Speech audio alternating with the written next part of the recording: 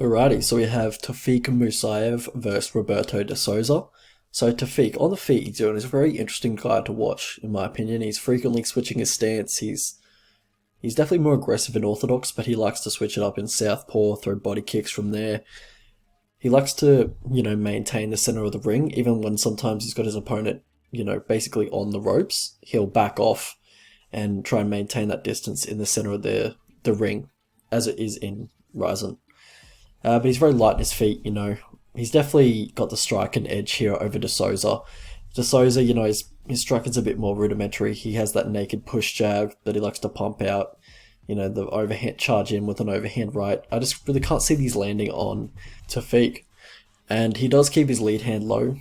Tofiq's gonna look to come over the top with a right overhand when he's in orthodox. Tofiq does have a nice counter too. He likes to throw combinations mostly though. 1-2, 3-2. I think he's going to be looking for that when the lead hand is low of Satoshi. But Satoshi will also lean back as well. He leans back to avoid strikes, so I think he's maybe a little uncomfortable on the feet. He does seem to be getting better striking every time out, but it's nowhere near the level of Tofiq's. And Tofiq, he mixes up the kicks really nicely as well. Nice high kick for southpaw, very nice lead leg offense. Lead leg body kick, lead leg low kick. Yeah, his lead leg body kick is real nice. But Tofiq, he does have his hands low and close, and he doesn't check leg kicks himself. But I wasn't even going to mention these because Satoshi's not really gonna.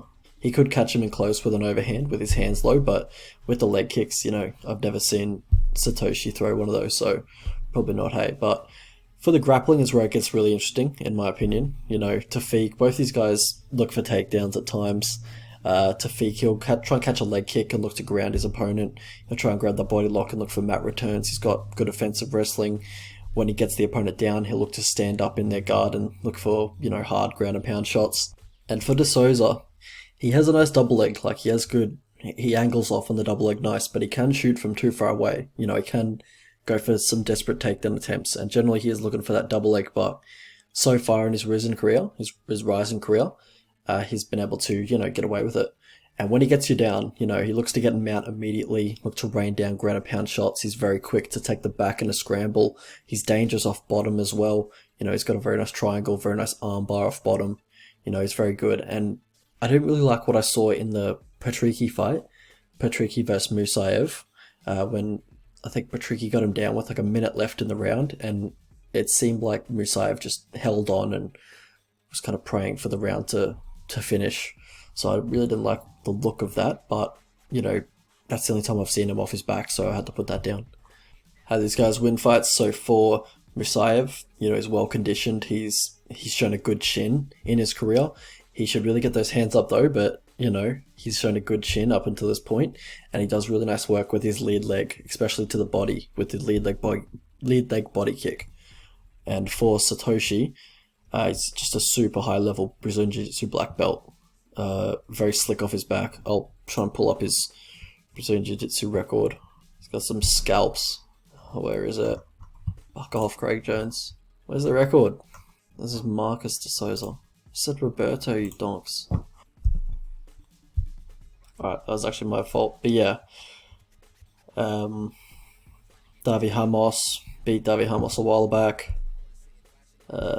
Lucas Lepre, decent scalp. Alejandro, he lost to Alejandro, but that guy's really good. Beat AJ Agazarm. Draw with Jake Shields, I guess. A lot of people would know him. Not a lot of people would know Lachlan Giles, but he's a good Brazilian Jiu-Jitsu practitioner from Australia. AJ Agazarm again. Clever. It's very impressive. Where is the one that I was going to point out? Oh yeah, Gordon Ryan. Taking Gordon Ryan to a draw is very impressive. I'm not sure the circumstances. Maybe it was because it was late in the tournament and Gordon Ryan was tired. I'm not 100% sure, but not getting submitted by Gordon Ryan is very impressive. Gordon Ryan submits everybody. The dude is the best Brazilian Jiu-Jitsu practitioner going around at the moment, and he's so much bigger than Roberto de Souza. So that's pretty impressive. When I saw that, I was pretty impressed. I've never actually watched that, but just the result itself is impressive. All right, I'll get back to the breakdown. So how these guys lose fights is for Roberto de Souza, it's the striking tendencies that we talked about before, and for Musayev, it's the striking tendencies. But yeah, not really gonna play a huge part in this one. Path to victory for these two. So for Tofiq, look to keep it light on your feet. Don't be too over aggressive. Try and keep distance. Look for uppercuts when he shoots. You know, when he's telegraphing his takedown shot, and he's going to telegraph him if you're able to keep your distance. So that's why keeping your distance is important, and just maintaining the range and controlling the range.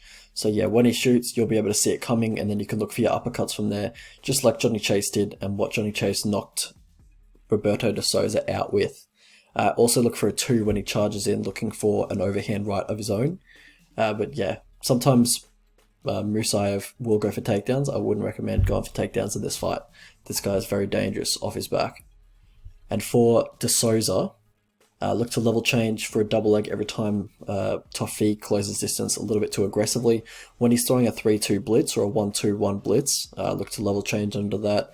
Look to catch a kick and work a single leg from there. Top control. Get him in the center of the ring, so it's really hard for him to get back to his feet without a really technical get-up. And I just haven't seen those technical get-ups from Musayev so far in his career. But also just pull guard if you can't control the takedown, if you can't get the takedown. And hopefully he just obliges in the guard. How I see the fight going. So I'm only making a video. Normally I don't make too many Rizin videos, but I'm only making a video on this fight because I'm a big fan of Tofiq Mussayev, and that, especially that late 2019 Rizin run that he had. I was definitely most impressed with the performance against, you know, my countryman Damian Brown. That was a really impressive performance, just totally dominated him. But he's been out for a while, 18 months. I think he's been in the army from what I've seen. He's caught in the conflict between Azerbaijan and Armenia, which is, quite unfortunate, but that's just what he's been doing lately. So I don't know how much training he's been getting during that time. But yeah, crazy. And just unfortunate that we haven't been able to see him, but, he's serving his country, so you got to respect that.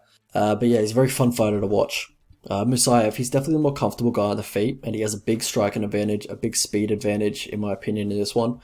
De Souza's stand-up is improving, but it's still nowhere near the level of Tofiq's, and I gotta say, that ending of the Johnny Chase fight and the De Souza fight, was very weird. I'm not sure what to make of it, honestly. Like, Case caught him with a nice shovel uppercut when De Souza telegraphed his takedown entry like fuck, but he just kind of curled up and tapped to strikes just to ask the ref to stop the fight when he did get caught by the uppercut. So I'm not really sure what happened. It seems like he thought his eye was really badly injured. That's the only reason I could think of why you'd tap to a strike like that. But apparently no injury was found after the fact, so I don't know what to make of that, honestly. That did look like, I don't know if he's going to be a huge flake or is he not. He hasn't really been tested since that fight. He's just been taking guys down and just controlling them.